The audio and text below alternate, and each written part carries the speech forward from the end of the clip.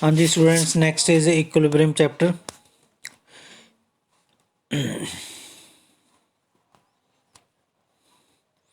Chemical equilibrium. सबसे पहले chemical equilibrium क्या होता है? Chemical equilibrium is defined as the state in which there is no further change in the concentration of reactant and product। Reactant and product क्या है? ए से reaction start हुआ, B तक गया, बी प्रोडक्ट है, ये ए रिएक्टेंट है। ठीक है, तो उस स्टेज तक जाके जहाँ पे ए की कंसंट्रेशन चेंज ना हो और बी की भी चेंज ना हो, सेम रहे कंसंट्रेशन, उस चीज़ को बोलते हैं इक्विलिब्रियम आ गया। बी जहाँ पे ए की कंसंट्रेशन भी चेंज नहीं हो रही, बी की चेंज भी नहीं हो रही, तो हम कहेंगे इक्विलिब्रियम आ गया। फॉर एग्जाम्पल दे दिया, nitrogen plus hydrogen forms 2NH3 gas. यहाँ पे at equilibrium rate of forward reaction is equal to the rate of backward reaction. तो इसका मतलब है जितनी स्पीड से नाइट्रोजन और हाइड्रोजन जुड़ के अमोनिया बना रहे हैं, उतनी स्पीड से अमोनिया टूट के वापस नाइट्रोजन और हाइड्रोजन बना रहे हैं। वी फॉरवर्ड डायरेक्शन की जो स्पीड है वो बैकवर्ड डायरेक्शन की स्पीड के इक्वल है, जहाँ पे फिर वहाँ पे कहेंगे इक्विलिब्रियम आ गया, जहाँ पे rate of forward reaction is equal to rate of backward reaction. Equilibrium mixture, तो इक्विलिब्रियम मिक्सचर क्या चीज़ है? The mixture of reactant and product in the equilibrium state is called equilibrium mixture. जो मिक्सचर है reactant और product का उस state पे, उसको हम बोलेंगे equilibrium mixture.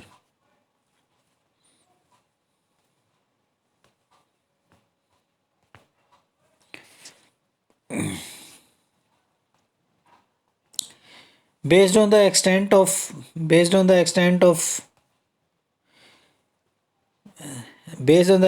to which the reactant proceed to reach the state of equilibrium,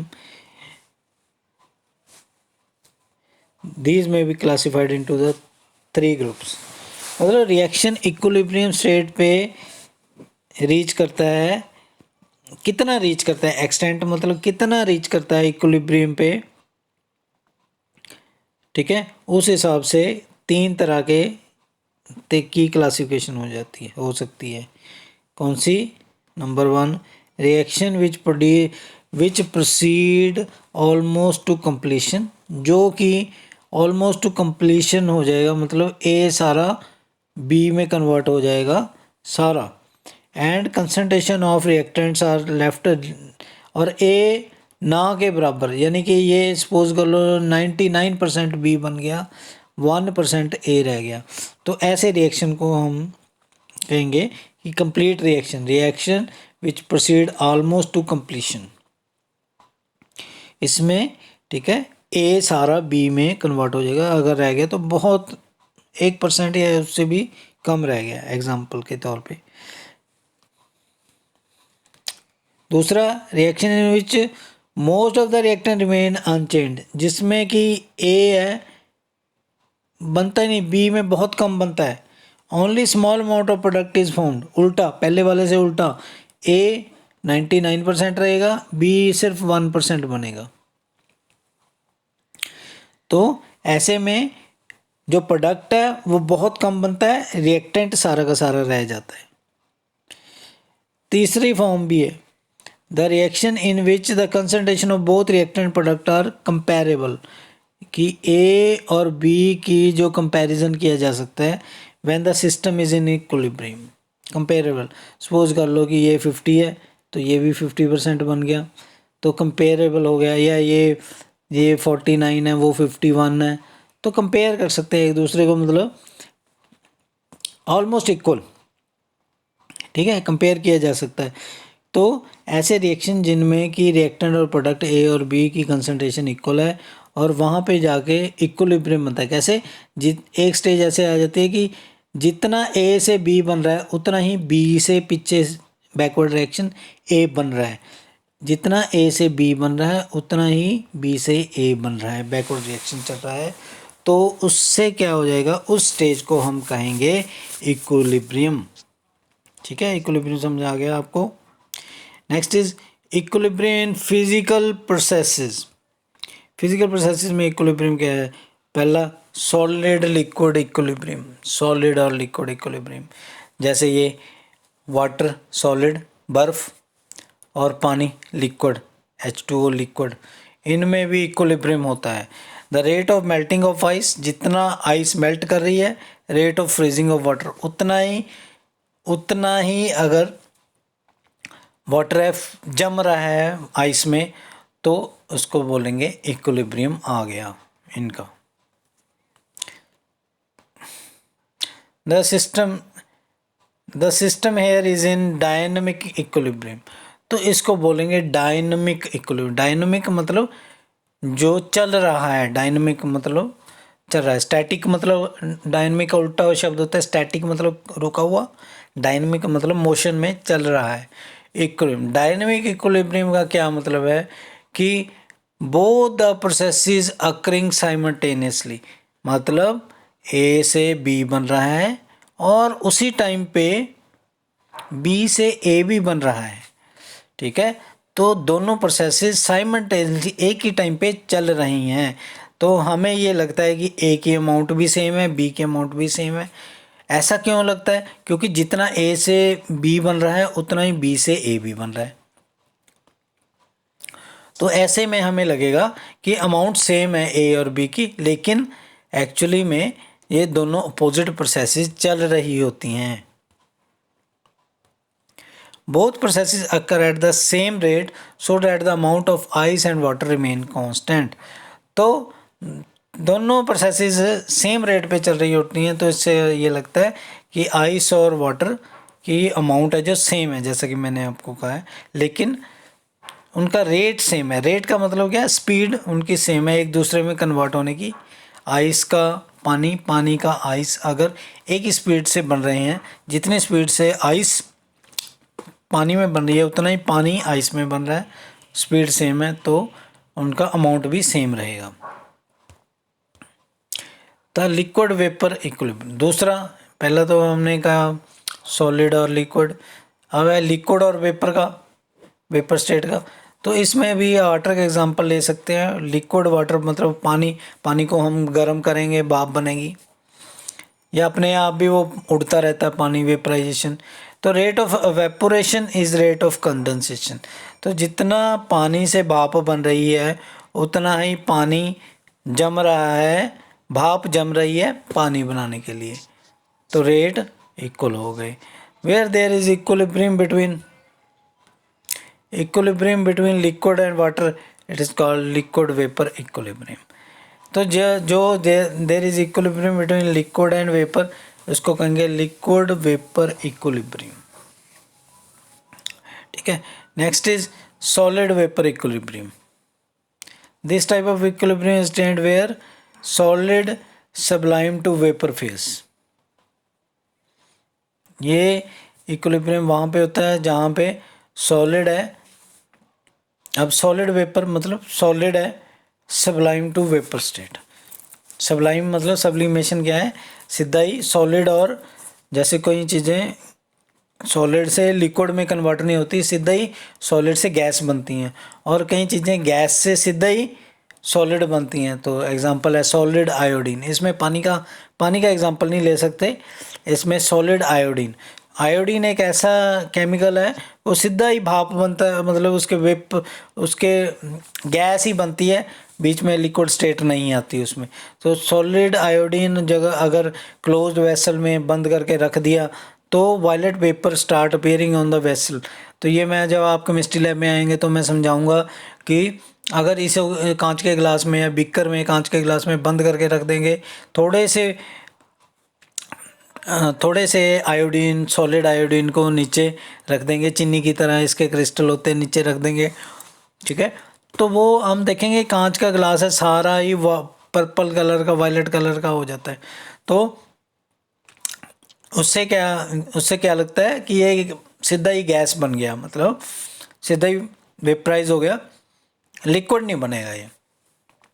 तो whose intensity increases with time, तो जिससे टाइम आने पे टाइम चलता जाएगा तो सारा बीकर में रखा हुआ जो आयोडीन है सारा बीकर की साइड्स पे जमा होना शुरू हो जाएगा, पर्पल का वायलेट कलर, और सारा कलर इसका एक गिलास का पर्पल या वायलेट हो जाएगा। तो उससे हम समझ में आ जाएगा कि ये गैस बन गया।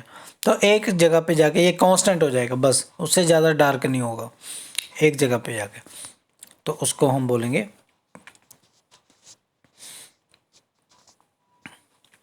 ठीक है।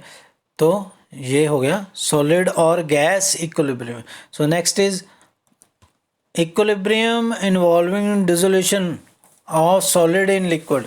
तो एक इक्विलिब्रियम ऐसा है कि जो सॉलिड लिक्विड में डिज़ोल्व होता है। लिक्विड में कैसे, जैसे चीनी को पानी में डिज़ोल्व करें तो सॉलिड इन लिक्विड हो गया। तो when the limited amount of salt और शुगर और एनी सोल्यूट, सॉल्ट या शुगर या कोई भी सोल्यूट पानी में घोला जाता है तो उसका ये सॉलिड इन लिक्विड मिक्सचर बनता है। At that temperature, at a given temperature, एक गिवन टेम्परेचर पे स्टेट इज रीच्ड, जब उससे ज़्यादा सोल्यूट हम पानी में डिज़ोल्व नहीं कर सकते। मतलब चीनी की भी एक लिमिट है, अगर पानी में हम चीनी मिलाएंगे तो वो शुरू में तो डिज़ोल्व हो जाएगी, लेकिन अगर हम और चीनी डालते रहेंगे तो उसकी भी एक लिमिट है, उससे ज़्यादा वो घुलेगी नहीं, वो उसके दाने पड़े रहेंगे, क्रिस्टल पड़े रहेंगे, वो पानी में डिज़ोल्व नहीं होंगे। तो वहाँ पे हम बोलेंगे सैचुरेटेड सॉल्यूशन बन गया, उसका सैचुरेशन आ गया, उससे ज़्यादा वो उसमें पानी में नहीं घुल सकती, तो सॉलिड रहेगी वहाँ पे। The equilibrium between solid and it's solution is indicated, the equilibrium between solid and its solution is indicated by a saturated solution which may be represented as, तो इसको हम इस सॉल्यूशन इक्विलिब्रियम को हम ऐसे दिखा सकते हैं, sugar in solution, sugar in solid. तो जैसे ये इसमें डिज़ोल्व है, ये एक तो शुगर है पानी में डिज़ोल्व, लेकिन दूसरी शुगर है जो नीचे पड़ी हुई है चीनी, जो पानी में डिज़ोल्व नहीं है। तो दो तरह की शुगर हो गई, एक तो पानी में डिज़ोल्व है, दूसरी पानी में नहीं डिज़ोल्व है, तो दोनों में भी इक्विलिब्रियम हो जाता है। तो इक्विलिब्रियम कैसे, जो सॉल्यूशन वाली शुगर है वो सॉलिड बन जाएगी, जो नीचे पड़ी हुई है जो सॉल्यूशन वाली है सॉलिड बन जाएगी, जो सॉलिड है सॉल्यूशन वाली बन जाएगी, इनमें चेंज होना शुरू हो जाएगा। मतलब जो शुगर सॉलिड है उसके मॉलिक्यूल पानी में डिज़ोल्व होने शुरू हो जाएंगे, और उतने ही मॉलिक्यूल सॉल्यूशन से फिर सॉलिड में भी आने शुरू हो जाएंगे। तो यहाँ पे इक्विलिब्रियम आ गया कि शुगर इन सॉल्यूशन, ठीक है, शुगर पानी से सॉलिड बनेगी, और सॉलिड है जो शुगर वो पानी में आ जाएगी। तो इसमें भी एक दूसरे फॉरवर्ड बैकवर्ड डायरेक्शन इक्वल हो जाएंगे, तो इक्विलिब्रियम आ जाएगा। There is a dilution and precipitation, ठीक है, इसको बोलते हैं डिल्यूशन, डिज़ोल्व होने को बोलते हैं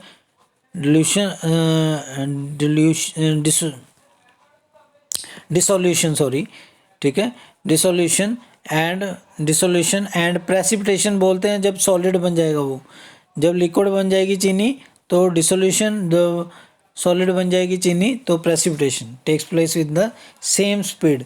तो इसमें सेम स्पीड से हो रहा है ये दोनों चीज़ें। On adding the small amount of radioactive sugar, तो उसमें अगर हम स्मॉल अमाउंट ऑफ कोई रेडियोएक्टिव शुगर, जो रेडियो एक्टिव शुगर है वो डाल देंगे सॉल्यूशन में, तो it will be found that the sugar present in the solution as well as the solid state is radioactive. तो इससे ये पता चलता है कि जब हम शुगर रेडियो एक्टिव सोल्यूशन में डाल देंगे, sorry, radio active sugar solution में डाल देंगे। रेडियो एक्टिव शुगर क्या है, ऐसे मैं आपको समझा ही देता हूँ कि एक बीकर लिया, उसमें इक्विलिब्रियम हो रहा है, उसमें आपने आर शुगर डाल दी, तो रेडियो एक्टिव शुगर डाल दी, तो अभी तो आपने तो सोल्यूशन में डाला उसको, लेकिन थोड़ी देर में वो आपको सॉलिड में भी, सॉलिड शुगर में भी रेडियो एक्टिव शुगर मिल जाएगी। तो इससे क्या पता चला कि इक्विलिब्रियम का हिस्सा हो गई वो, मतलब रेडियो एक्टिव सोल्यूशन जो शुगर आपने सॉल्यूशन में डाली थी वो सॉलिड भी बन रही है और सॉलिड से लिक्विड भी बन रही है, तो इक्विलिब्रियम का हिस्सा बन गई वो। इससे पता चलता है कि इक्विलिब्रियम चल रहा है। ठीक है, equilibrium between gas and it's solution. तो नेक्स्ट है equilibrium between gas and it's solution in liquid. This type of liquid can be seen by the following example. Late us consider the gas और solution में example, सबसे example है कि जो आपकी cold drink की बोतल है उसमें कार्बन डाइऑक्साइड गैस लिक्विड में मिलाई होती है, सोडा में मिलाई होती है। तो जैसे ही आप सील्ड सोडा खोलोगे उसमें थोड़ी गैस निकलती है, तो सोडा बाहर कोल्ड ड्रिंक बाहर निकलता है, तो गैस निकलती है क्योंकि प्रेशर रिलीज होता है, उससे गैस फटाफट से बाहर निकलती है। प्रेशर, जब हम प्रेशर डालेंगे तो गैस को हम पानी में या किसी लिक्विड में मिक्स कर सकते हैं अंडर हाई प्रेशर। तो let us consider the sealed soda water bottle in which CO2 gas is dissolve under high pressure. A state of equilibrium is attend. तो यहाँ पे एक स्टेट हो जाए, इक्विलिब्रियम की स्टेट हो जाएगी CO2 present in the solution and vapour of the gas. तो इक्विलिब्रियम अटेन हो जाएगी जहाँ पे CO2 प्रेजेंट होगा सोल्यूशन और वेपर में, गैस में। तो ये एग्जांपल दिया हुआ है CO2 गैस, CO2 सोल्यूशन। तो दो तरह की कार्बन डाइऑक्साइड है, एक तो गैस है, दूसरी कार्बन डाइऑक्साइड जो सोल्यूशन में है। तो गैस सॉल्यूशन में कन्वर्ट हो जाएगी, सॉल्यूशन वाली गैस में कन्वर्ट हो जाएगी, गैस वाली सॉल्यूशन में, सॉल्यूशन वाली गैस में। तो ये इक्विलिब्रियम हो गया। ठीक है, तो यहाँ तक आपने करना है, बाकी हम नेक्स्ट लेक्चर में बताएंगे।